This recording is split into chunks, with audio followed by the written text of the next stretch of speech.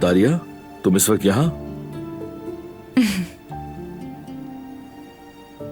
हाँ, आओ बेटा आओ।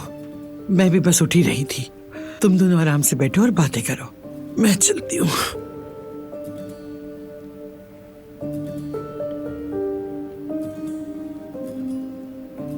सच बताओ तारिया, क्या बात है?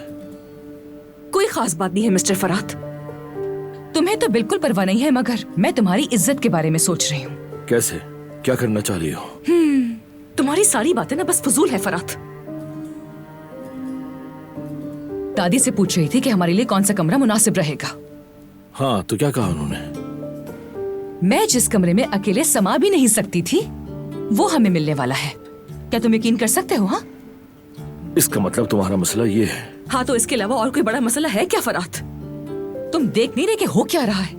वो कमरा मेरे लिए नहीं, फरात काराबे के लिए खुल रहा है। लेकिन चूंकि तुमने कभी खुद कोशिश नहीं की, तुमने कभी कुछ नहीं कहा, तुम्हें और तुम्हारी बीवी को स्वीट रूम के बजाय एक छोटा सा डरबा मिल रहा है।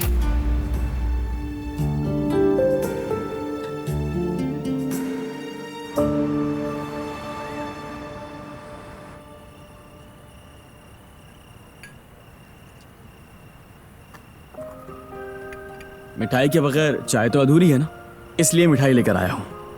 आ गए जयवधन, लेकिन ये मिठाई किस लिए? मेरे पास एक अच्छी खबर है।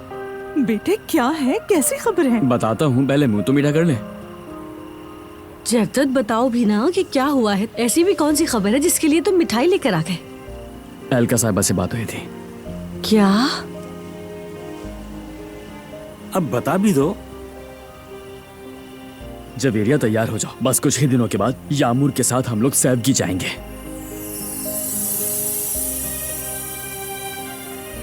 क्या वाकई? आखिरकार हम यामूर के ऑफिशियल माँ बाप बन जाएंगे। बस हमें कुछ कागजात पर साइन करने हैं और उसके बाद यामूर हमेशा के लिए हमारे पास होगी। हाँ बिल्कुल।